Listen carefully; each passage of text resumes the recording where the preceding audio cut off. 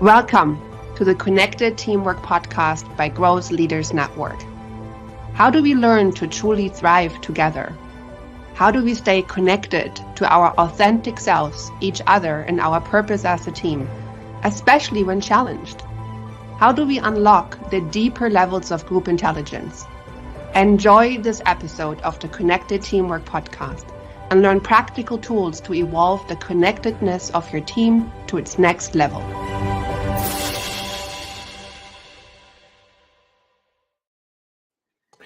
Welcome to the Connected Teamwork Podcast, episode 61, where we help leaders and teams connect more deeply to their innate potential. I'm your host, Hilke Faber, and I'm so grateful to be here today with Sam Murley, General Manager at Microsoft. How are you doing today, Sam?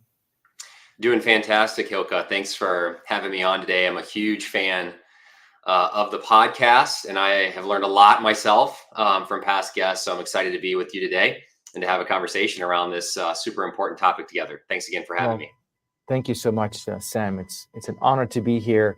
In our pre-conversation, one of the things we talked about, and I want to highlight that to our listeners, the Connected Teamwork Podcast, is success for us would be that it's simply a moment to step back.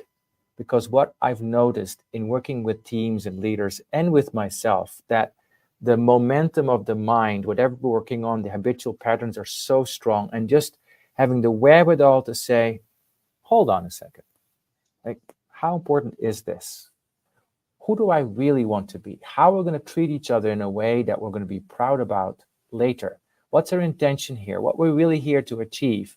Sort of those foundational questions that are often in the rush of the moment not available. So if you're listening and maybe in the middle of your day, take this as a moment to sit back and do some reflections on yourself and your team, where this conversation is the background and your reflection is the foreground. So I'm here today with Sam Murley. Sam is the General Manager of Industrial Metaverse at Microsoft. He is very experienced in digital transformation, new startup incubation, new solution go-to-markets. And he's really a person that works directly with customers, from executive leaders to the front line, to scale tailored industrial metaverse programs and large transformational change efforts based upon their unique operational excellence goals and needs, while also leading a worldwide team that consults the world's most innovative organizations. Sam comes from a very rich background.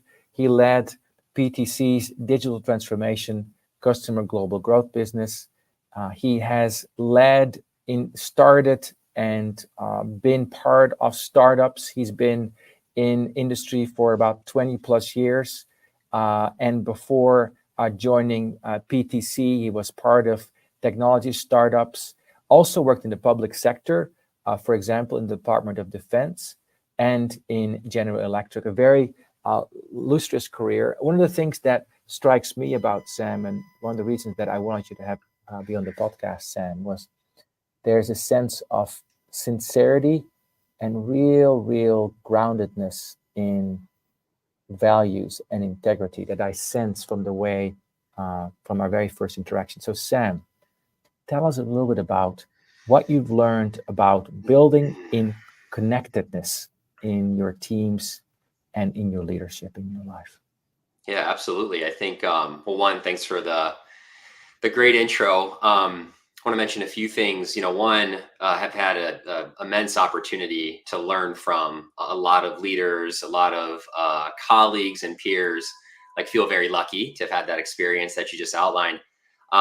It started though from a young age. So just maybe a 30-second kind of additional background on me. Born and raised in Akron, Ohio. Both my parents worked at Goodyear Tire Corporation. So I was in factories all the time. I was, eating at the dinner table, learning about how finance crosses operations, and a bunch of interesting discussions. But through that, I was lucky to have been around a lot of Indy and Formula One races growing up. And that sparked a lot of my competitive edge, but then how I think about leadership and maybe the passion around that, which we can definitely come back to. And fast forward, you mentioned it, great opportunity to work with customers, but I really believe I've got, best team, best job, best customers. And to dive into connectedness in teams, Hilka, I thought it'd be good to also bump the definition of team. And so I view, of course, the team is the team that you work with at work in your professional setting. Maybe it's a team you lead or a team you're a part of. But I think it extends to maybe some of the things that I know I've learned on this podcast and through other mediums and experts around this topic. It could be maybe the sporting team that you play on, or the groups that you're a part of that are non-work related. And of course, the team. And I think team connectedness can also apply to how you think about your family and your family life and all of those things. And so I think it's always good to think about that definition of a number in a number of ways, personal, professional, and then of course, how you think about having connectedness inside that team environment. I think connectedness for me, and there's a sign when I think you've got great culture within a team, and it's courage. And I want to come back to that in a minute. But I think it starts with fostering a sense of belonging, as well as opening pathways to collaboration. And sometimes that collaboration, creates some friction or some moments where there's disagreements. But I really do think that open communication is super important. And all of this, I think also it's practice, it's preparation, it's trial and error and execution. But I think really four key things: encouraging open communication, where team members can feel comfortable sharing their thoughts and ideas. And I think this is also, from a leadership perspective, it's the responsibility to notice when people need to be pulled in as they're maybe waiting to contribute. I was in a team session, in a broader session actually, a few weeks back. And anytime you get 40, 50, 60 people or more together, a lot of great conversation, but there's people in the room that probably have the right idea or a great idea, or can complement or help the group think get to a better spot, right? And I think it's watching for that, and also kind of pulling those people in. And I think to do that, point number 2, building trust through shared goals. For me to be willing to open up in my team setting or my team environment, I've got to have, trust that with my peers or the folks that I'm working with or having a conversation with, that I can open up in that way. And so I think for leaders, it's setting that tone, very early within the team environment, that's the way we should operate. We should aspire to have the best culture within our team. And that is no matter who is bringing the idea or what conversation we're having, even disagreements, everything is welcome. And at the end of the day, let's all commit to the outcome together, whatever the outcome may be. And I think on the far end of that too is recognizing contributions. It always, surprises me to a certain degree about how even the smallest recognitions can create just an immense amount of personal impact with an individual. There's massive moments for recognizing folks and impact and maybe the way they're working or the outcomes they're driving. But boy, those small, easy, seem to be easy, but very immensely, personal impacts that can come from a simple email, a call. Hey, you showed up in this meeting in a great way, or hey, I noticed you did this in front of the customer, a challenging moment, and you did a great, you worked kind of the solution out in a great way, or steered the conversation in a really healthy way. Just those small times where you can pull someone aside, I think boosts morale, it boosts the confidence and reinforces that sense of belonging. And then also knowing your teammates, right? And having the opportunity to know what these team members that you're working with care about personally, what they do outside of work. You've got to know who you're working with. You've got to know what they're interested in. Maybe there's interest. Again, it's about trust. I think it's about courage. And those are the things that I think a lot about when we talk about team connectedness and the culture. I think that we want to create around that. And as we think about evolving from a current state to a future state as a operating high impact team. So I want to touch on courage for a moment, but those are maybe 3 or 4 things that I think a lot about when I'm thinking about our team specifically and how we drive connectedness. Beautiful. So I heard so much in what you said. I heard something about the courage to speak up and inviting people to be courageous to speak up. I heard something about shared goals. I heard something about appreciating people, and also acknowledging and getting to know each other at a deeper level. I know you want to talk more about the courage, and so I'd like you to talk about courage from an I perspective. So tell us about an experience where you had to choose courage to speak up, and it may not have been easy. And how did you learn to do that? Because that's something we all talk about, and yet when I observe meetings and I observe myself, there's a big part of my mind that says, maybe not now. So tell us about that.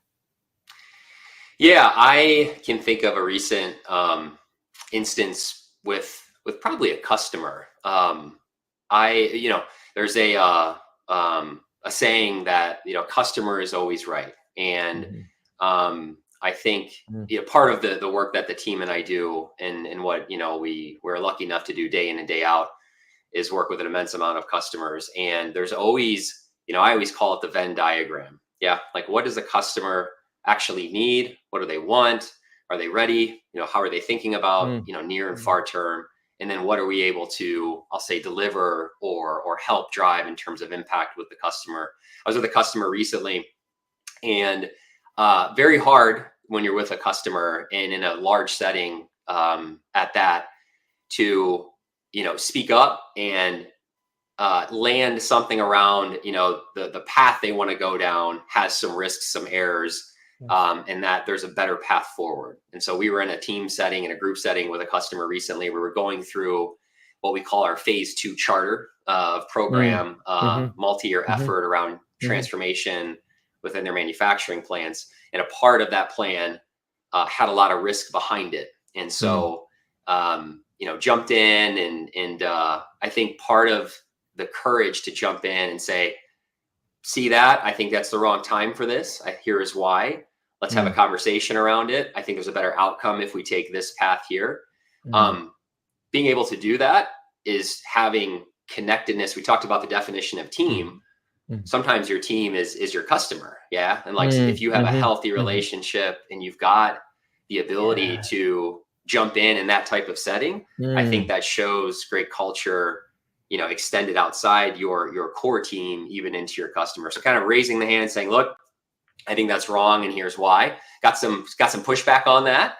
But we came to a point where, we were able to actually right size in almost real time a journey that is, again, multi-year, that would have potentially introduced a little bit more risk. And at the end of the day too, I think it's important to say, could have jumped in there, actually could have had someone else jump in and say, no, I think this is the right path, and here's why. And like, let's debate it a little bit.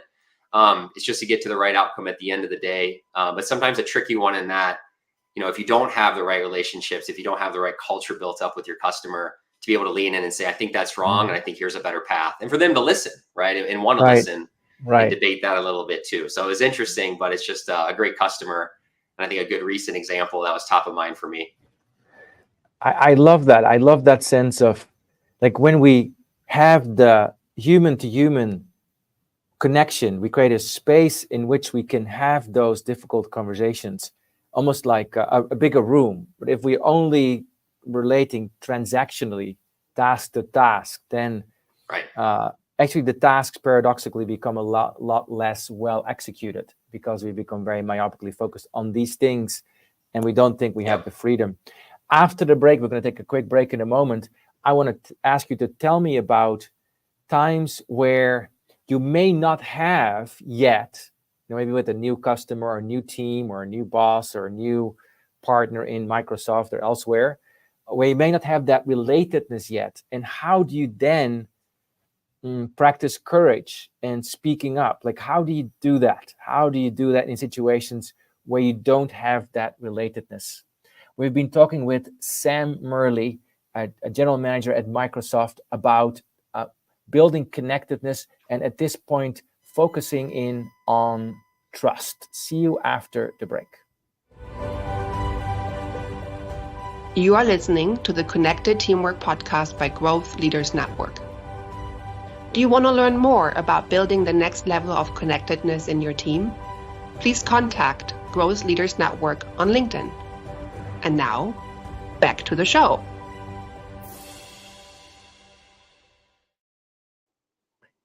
So back to the show, this question of like, how am I going to be courageous with people that I don't know from Adam, where I have no relationship? How do I do that? Sam, what do you think? Yeah, I think courage. So courage, again, a sign of great culture, great trust. But I think it's external, and I want to dive into some details there. But I think, the quality of relationships for human beings gives us courage. We have to invest in relationships to get through difficult situations, to meld with new people. At the end of the day, like, I want that person to say, I got your back. If that goes bad, I've got your back. And I want to be able to look at them and say, let's go figure it out, but I've got your back. If it goes well, amazing. If it goes bad, don't worry, I've got your back. And seeing that happen in teams or within a new, like, if you get to that point with a new relationship, I think that's an indicator of having a strong connectedness with that individual. And you see, love sports, love IndyCar racing, Formula One, love basketball. You see this in sports all the time. And if you watch some of the tightest games that comes down to the last shot, if you watch the last shot in the game-winning replay, but not the play, if you actually go back to the bench, the last 5 seconds, a timeout gets called and the coach is drawing up the play, you will almost always see team members on the bench nodding their heads. They're nodding their heads at the person who's being asked to take the last shot, and he or she is nodding back because he or she knows to get the shot off, they need the other 4 to run the play correctly. I've got to trust you. I'm going to take this shot. The screen you're going to set, the pass you're going to make, the move you're going to make, the way we're going to set it up. I have courage. You can do that. And I'm taking responsibility and some risk to be the individual that's got to take that shot, that big shot for the team. So trust and courage. I mean, that's connectedness in action. But back to your point, if I was going to meet with a new person tomorrow, and I have learned a lot, trial by fire in this, I would say, what do you like to do? I don't think I would maybe talk any business to start, but I'd say, what do you like to do? Let's go grab a coffee. You want to go for a walk. I would love just to learn more about you as a person. But at some point, I also want to find shared goals together. I want to understand, what are they trying to do? How can I help them? I think a great question in that new part of the relationship that one could ask is, if you had 1 to 3 more people just today and tomorrow, what would you do with those folks, right? Like, what's the impact that you would have people work on? Okay, does that align, with goals and objectives that I have? And now do we have a common goal together where we can start working together? But I think I would slow the, what's your business KPI, and more, let's go grab a bite. Hey, you like to sail, or do you like to shoot hoops? Let's go shoot some hoops and just have a little bit of, kind of get to know each other time. Brilliant. Just deliberately creating that connection. That is what you're speaking about. Valuing that, knowing how important that is. I'm imagining sitting on the bench and nodding my head. If you're listening to that, maybe think about being in a team meeting and doing that for your teammates, or doing that with your client, or just encouraging. If I think about our society and our teams, we are so ultra conditioned to be competitive and to see things as you versus me. And the sense of, no, I got your back, we're in this together, is cutting right through that. So I really appreciate that as a leadership and a team goal, a tool to say, I've got your back. The question that came to my mind, Sam, was, we all have good days and maybe a little less good days, maybe even bad days. And I'm curious about how you coach yourself to have your own back. I know that you work remotely sometimes, so I'm imagining you're not always surrounded by people around that have your back, at least not physically there, maybe your family and friends. How do you coach yourself to have your own back? I think it's being really honest with what you're good at, what you can improve upon. Try and figure out, hey, how am I self-rating myself? Did I show up in that meeting the right way? Did I help a team member, a peer, or colleague in the right way?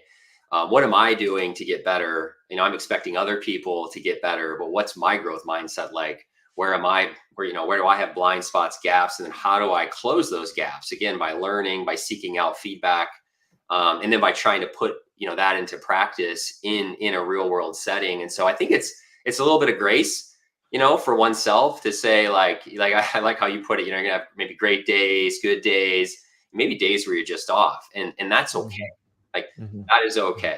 And I think being able to recognize that and then and understand that within oneself, and then what's your growth plan? What are the things that you want to do to get better as an individual, a leader, a spouse, a friend, a teammate, whatever your definition of team is, I think is really important. But I think recognition that you may have, you're going to have days where you're learning, where there's growth opportunity, and that's exactly what that is.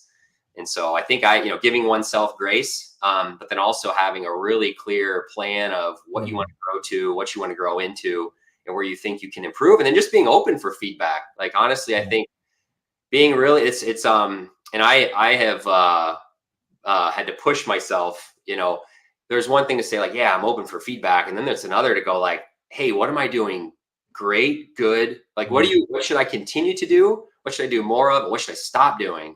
And when someone says, I think you should stop doing that, like just putting emotion aside and saying, okay, you might be right. Like, let me go revisit that and see if I have a chance to grow. And so I think recognition about, that is life, that's going to happen.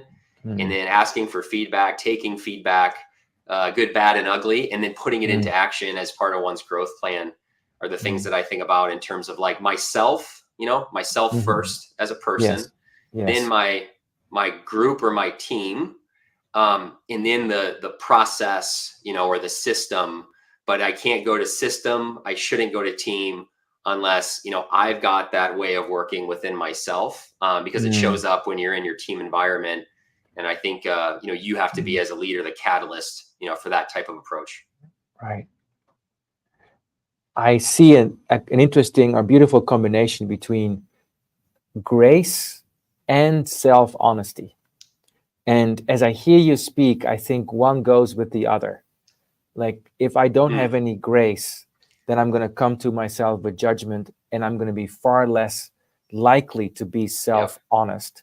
At the same time, I also see you not saying, oh, just accept everything and that's fine. No, I'm seeing you saying, no, be there for yourself and be really self-honest. I love what you said about when you get feedback about stopping something, put the emotion aside and stop.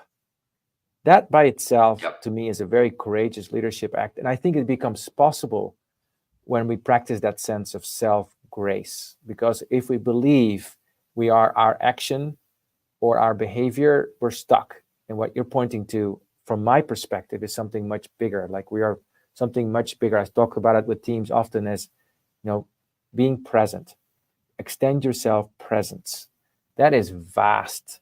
You can always bring that to yourself and others as a basis. And don't stop there. So couldn't agree more. So you mentioned something about courage, like you really wanted to talk about courage, and I want to make sure that what's in your heart and mind about courage, that we get to that. So when you think about courage, what is really important to you about courage? Yeah, I think it is, and as someone who is leading people, I think it's a mindset, and it's, maybe it's the inverse of the way some folks would think about courageous, I'll say, leadership or just culture. It's not about being in charge, right? It's about getting people to take charge. It's about, there's a great word, curb your advice monster. You're responsible for people. You're responsible for success. But leading and creating a team culture where you're not in charge, and I think you've got to have courage to give away credit when things are going really well. Then you got to have courage to take responsibility, maybe when things aren't going right. And leaders leaders, and then when we say leaders, I think everyone's a leader, whether you lead a team or you're part of a team.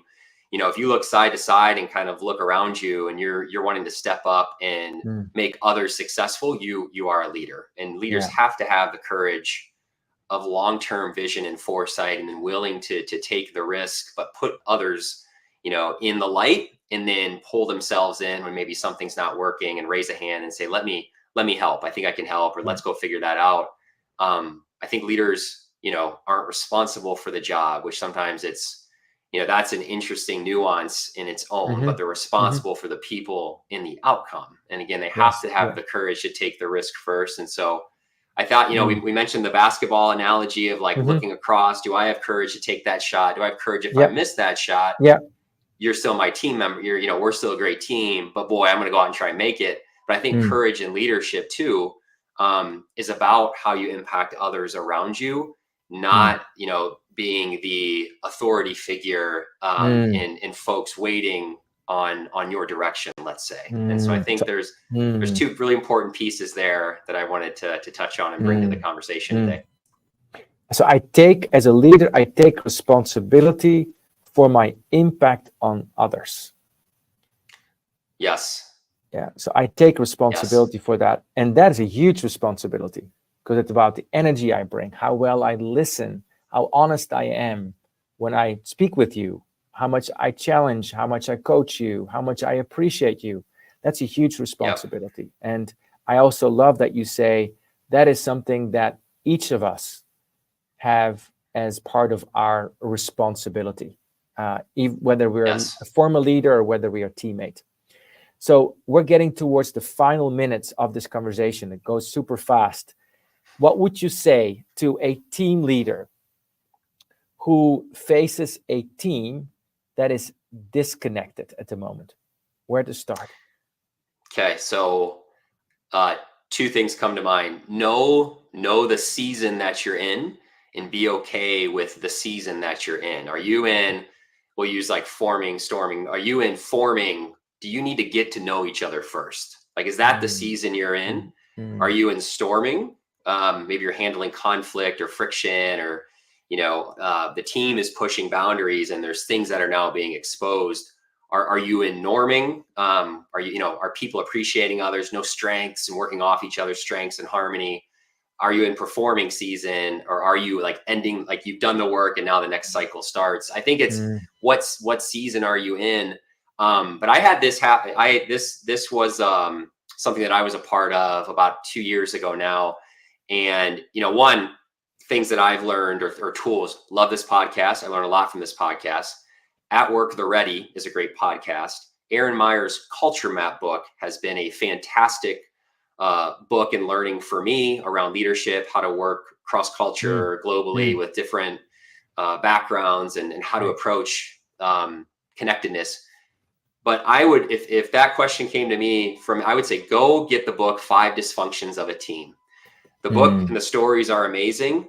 The activity at the end of the book that you can take your team through, you or someone could facilitate, really exposes the season you're in and the season you need to get to. So is there an absence of trust? How do we fix that? Is there fear of conflict? How do we fix that? Is there lack of commitment once a decision is made? How do we fix that? Is there avoidance of accountability, inattention to results? The book is a short read, fantastic read, but again, the activity at the end, which we went through, the team and I went through, that was a great way to go, here are our 3 gaps. Let's go put a plan together, and let's come back and then measure ourselves again using the same activity. So it's really the season you're in, understanding the people you're working with and building together the relationships, and then really create a roadmap of success, right? Create a roadmap of success. 5 Dysfunctions of a Team is one tool you can use to understand where you're at, where you're going, and then how to get there. Those would be a couple of recommendations I have. Beautiful. I really hear you talk about recognize and be intentional about it, prioritize it, and have the courage. I think that's a theme from this conversation, to name where you're at and work with that. Yep. And work with that in all honesty. Sam, it's been an absolute delight. I learned so much from listening to you and from your teachings today. If you're listening, we've been talking with Sam Murley, who is a general manager at Microsoft and a leader who knows a lot from my perspective on how to develop a truly connected team, leading with courage, with grace, and taking deep responsibility for the impact that we have on others while having each other's and our back as well. Thank you so much for listening. It's been a pleasure. This has been the Connected Teamwork Podcast, number 61. We'll see you next time at the Connected Teamwork Podcast, where we help teams and leaders become more connected to what's most important to them. See you next time. I'm your host, Hilko Faber. Thank you for listening to the Connected Teamwork Podcast by Growth Leaders Network. Take a moment to reflect on what you learned today that can help build your team. Also, if you like, think about one of your team members and what you appreciate about them. Let them know. Enjoy connecting more deeply to what is great about them. And see you next time at the Connected Teamwork Podcast.